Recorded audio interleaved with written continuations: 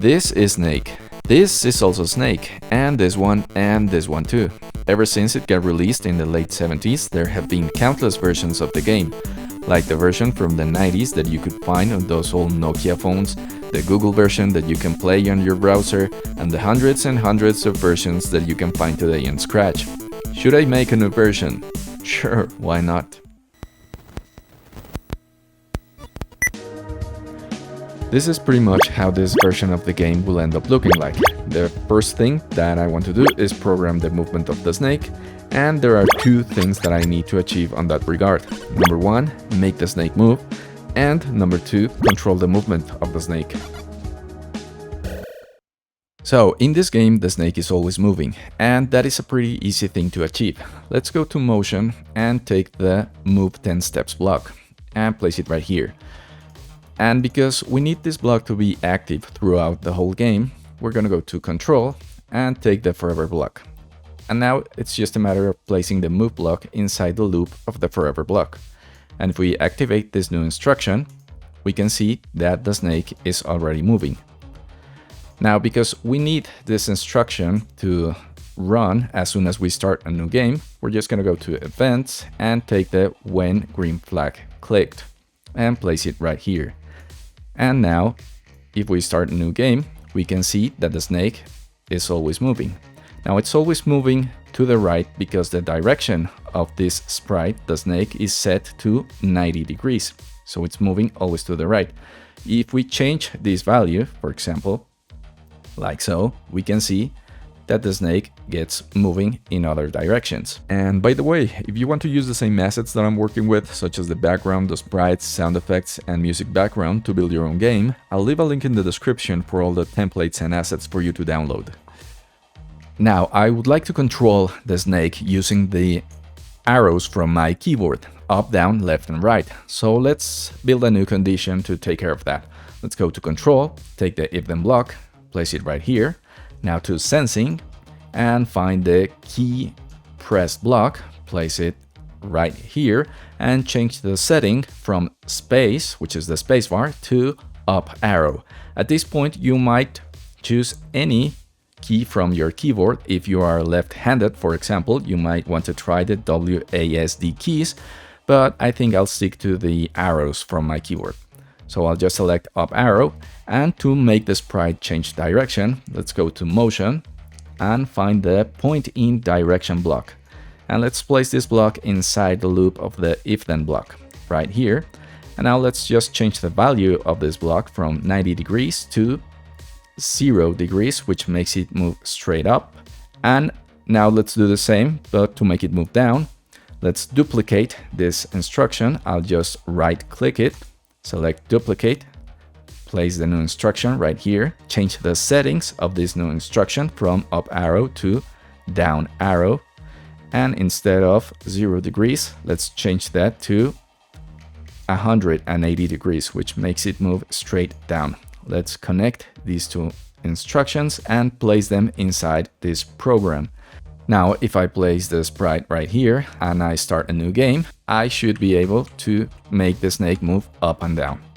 Let's do the same, but to make it move to the left and to the right. Let's duplicate again the last instruction that we made, change the settings from down arrow to left arrow, change the direction from 180 degrees to minus 90 degrees to make it move to the left.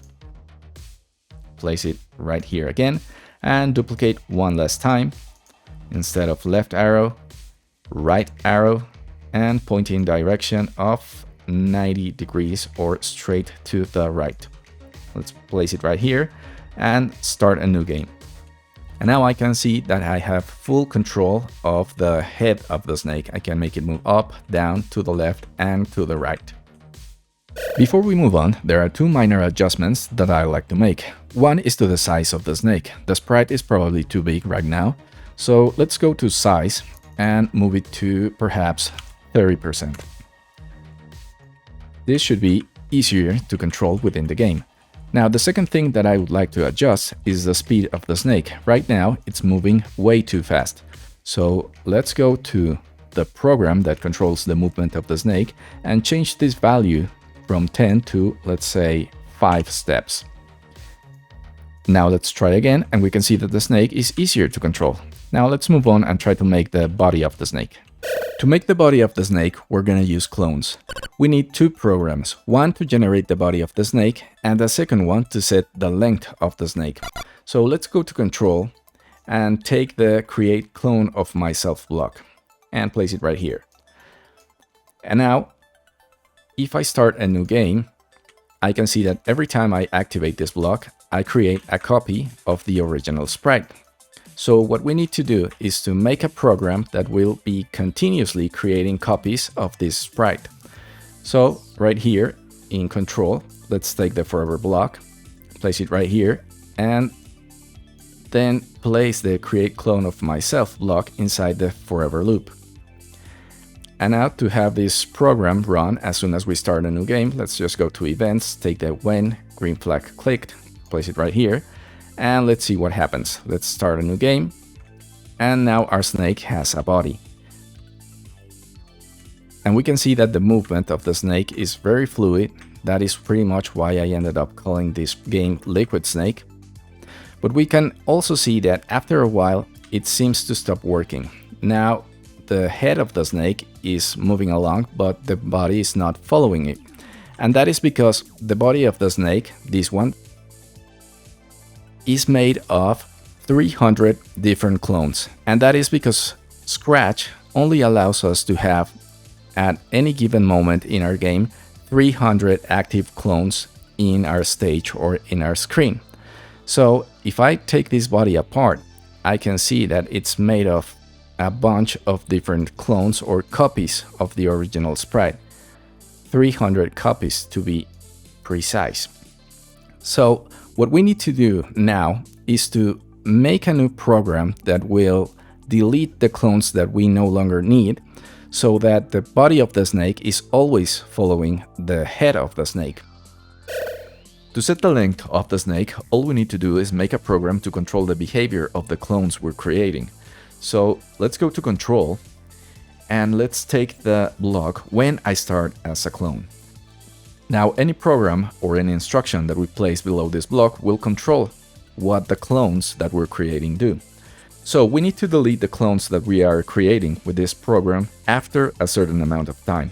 So we're going to pick the Delete This Clone block and place it right here. Now, if we start a new game, we can see that this program is creating clones, but this program is deleting the same clones that we're creating. So we can no longer see the body of the snake. We cannot see the clones that we're creating because they're being immediately deleted by this program. So all we need to do to fix that is find the Wait 1 second block right here in Control and place it before the Delete This Clone block. Now let's see what happens. We start a new game. We can see that the snake now has a body, and the body is not as long as it used to be. And the length of the body of the snake is being set by this block, by the Wait 1 second block, because it's taking 1 second for every clone that we're creating to be deleted by this program. So if we change this value from 1 to, for example, 5, let's see what happens. Start a new game, and we're gonna get a much longer snake body, right? And there it is moving again. If we then set this value to, for example, 0.5 seconds, which is half a second, let's see, we get a much shorter body for the snake. So we're going to use this block to set the length of the body of the snake in our game. I'm going to set it right here at 1, but later on we're going to use variables to change this value every time that the snake eats or gets one of the bonuses that we have on the stage of the game. Now let's add a new sprite to our game. In this case, the bonus that the snake needs to eat throughout the game. We have a sprite right here for that purpose. We can click Show to make it appear on the screen. We can see right away that it's way too large, so let's change its size from 100% to, let's say, 10%. Perhaps it's still too large, so let's change it to 5%, and this should work. Now we could also change the name of the sprite if we wanted to. For example, instead of bonus, we could change it to token or apple or whatever other name we could come up with. And now what we need to do is make a program that will change the position of this sprite of the token every time that the snake touches it. So we're going to go to control, and in control, let's take the if then block, place it right here. And now let's go to sensing and find the touching block. We're going to place it right here in the first line of the if then block, and we're going to change the setting to snake. Now, if the snake touches a token, what we want to do is to have the token move to a random position here in the stage. So let's go to motion and take the go to random position block. And we'll place it right here inside the loop of the if then block. We don't need to change the setting because we already have random position, so we'll just leave it as it is. Now, because we need this instruction to be running throughout the whole game, let's go to control and take the forever block and place the new instruction inside the loop of the forever block. And now let's just go to events, take the when green flag clicked and place it at the top of the new program. So if this works every time that the snake touches the token right here, it should move to a random position within our stage. So let's try it in full screen. Start a new game, try to catch the token, and we can see that it's working. Every time we touch it, it moves to a random position. Now, one thing that we could add here is a new sound effect to our game. And sound effects are important because they give our game a lot of personality. So we could go to sounds right here in the sprite. And right here we can see that we have two sounds. We can test them. And now this one. And we can pick either one to be activated every time the snake touches the token. So let's go back to code. I think I'm going to use this one that's called synth miscellaneous 12. I'm going to return to code, now to sound, and I'm going to take the start sound block. And I'm going to place it right below the if touching snake line. Now, after the snake touches the token, I want this sound to be activated. So I'm just going to pick the sound, this one, synth. And now let's try it again. Start a new game. And now we can see that every time that we pick one of the tokens, it moves to a random position within the stage, but we can also hear the sound effect that we just included.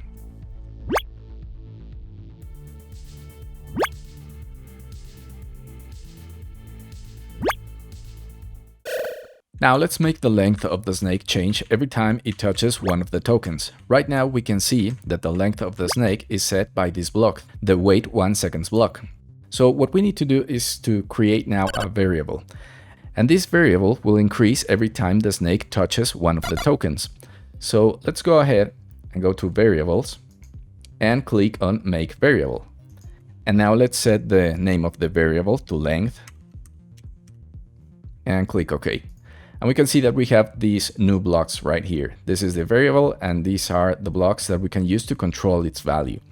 So we're going to go to token, and the first thing that we want to do is set the initial value of this variable. So at the beginning of the game, we want the length of the snake to be 0. We just want to see the head of the snake moving.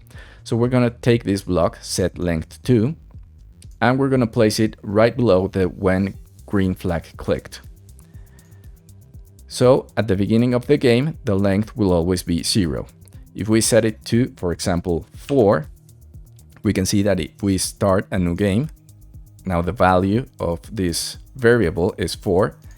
If I set it to, let's say, 2, at the beginning of the game, the value of this variable is 2. But right now, I want to set it at 0. Now this variable right now is not affecting the length of the snake. So we're going to go to snake, and we're going to take the length block right here, and we're going to place it right here in the wait 1 seconds block.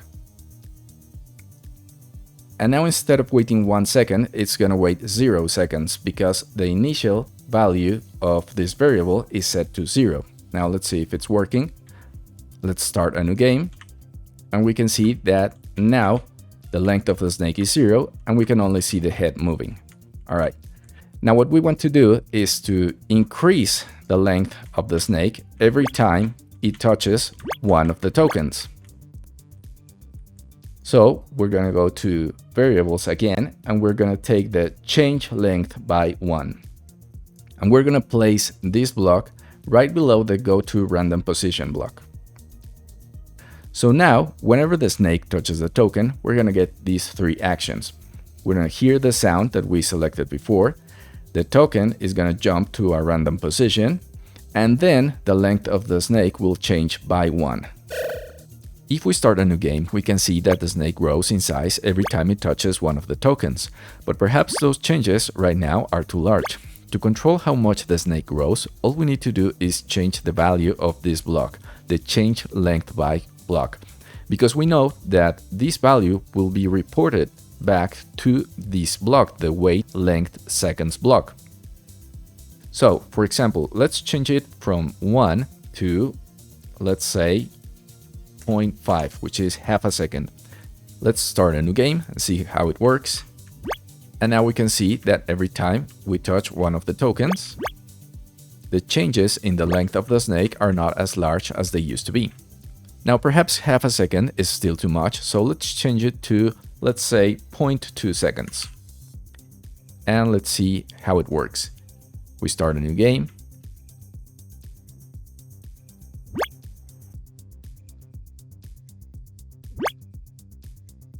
And we can see that the changes are not as drastic as they used to be, and they are now more manageable for our game.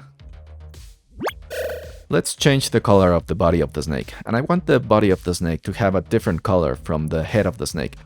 This is going to be very useful in the future when we use sensing blocks to detect the collisions between the head of the snake and the body of the snake.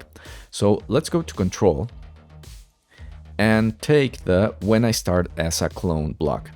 And we're taking this block because we're going to make a program that's very similar to this one, the one that controls the length of the snake, but we want to make a program that will change the costume of the snake whenever it starts as a clone. Let's go to costumes right here, and we can see that this is the head of the snake, this sprite right here. But we have another costume for this sprite, which is the body of the snake. This one, the red one, is going to work as the body of the snake. So let's take it back to head, and let's go back to code. So what we want to do is have the clones change to the body costume every time they appear on the stage. Let's go to looks and find the switch costume to. And we can see that we have 2 options here, body and head. We're going to select body, which is the red costume right here, this one. And we're going to place it right below the when I start as a clone block. Now let's try a new game, see if it's working. We can see that as soon as we start a new game, we have the head of the snake moving. It has the original costume. And as soon as we get one of the tokens, the new clones that are appearing on the screen are now red. And that means that the new program is working just fine. Now, another adjustment that we could do right here is change the length of the head of the snake. Right now, we can see that the length of the head of the snake is just 1 block. And then the rest of the snake is completely red. But we could make the head of the snake a little bit larger. So if we want to do so, we could go to control and take the wait 1 seconds block. It's pretty much the same one that we have right here in this other program, and place it right below the when I start as a clone block. And instead of setting it to 1 second, let's set it to, let's say, 0.3 seconds. And let's start a new game. Let's grab the token, and we can see that now the length of the head of the snake is 0.3 seconds long. And as soon as we start getting more tokens, the rest of the body of the snake changes to the red color. Now we could make the head of the snake as large and as short as we want to. We could change it right here from 0.3 to, let's say, 0.1, and see the new adjustment. And now we can see that the head of the snake is just a little bit shorter. What we're actually seeing here is that as soon as the clones are created, they take the current costume of the sprite, in this case the head. But after the 0.1 seconds that we just set up, the clones change to the second costume, which is the one that makes the body turn red.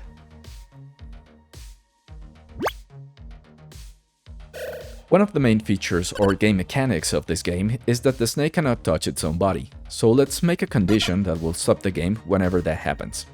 Let's go to Control and take the if then block. And we're going to use sensing blocks to build this condition. Let's take the touching color block and place it right here.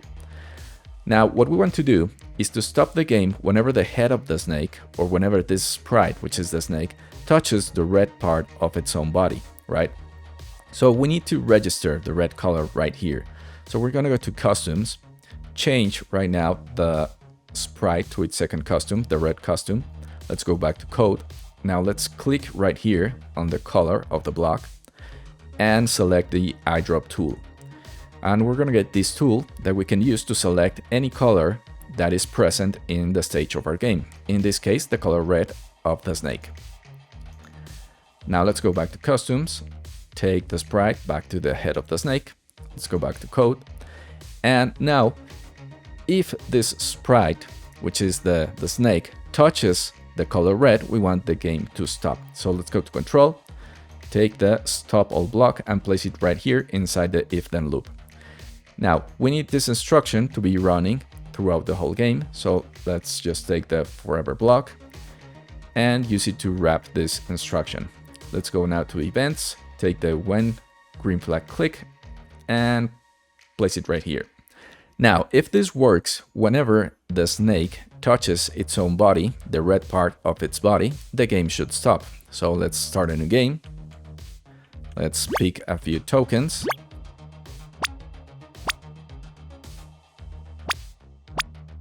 But if we touch the red part of the body of the snake, we can see that the game is not stopping. And it should stop because there is a program right here that states that if this sprite touches the color red, then the game should stop.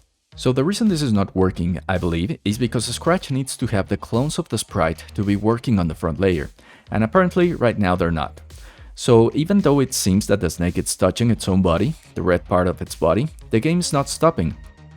So let's go to Looks and find the Go to Front Layer block.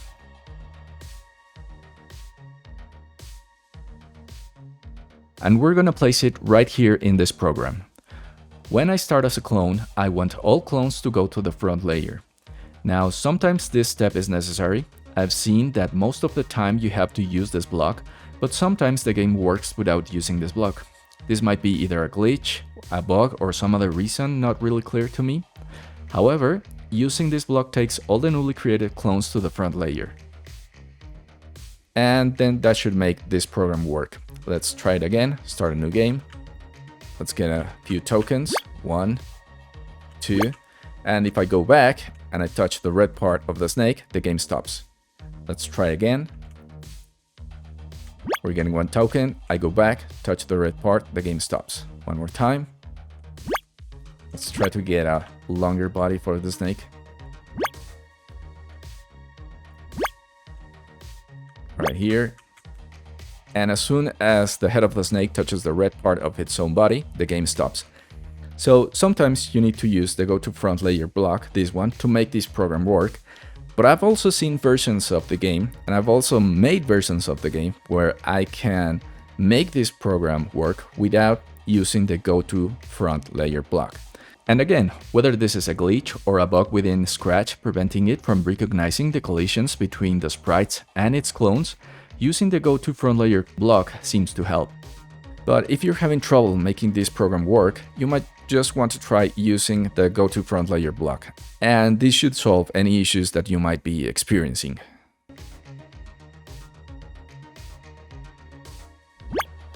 Up to this point, we have a project that can already be called a game, if barely. It has the 4 basic attributes that a game should feature.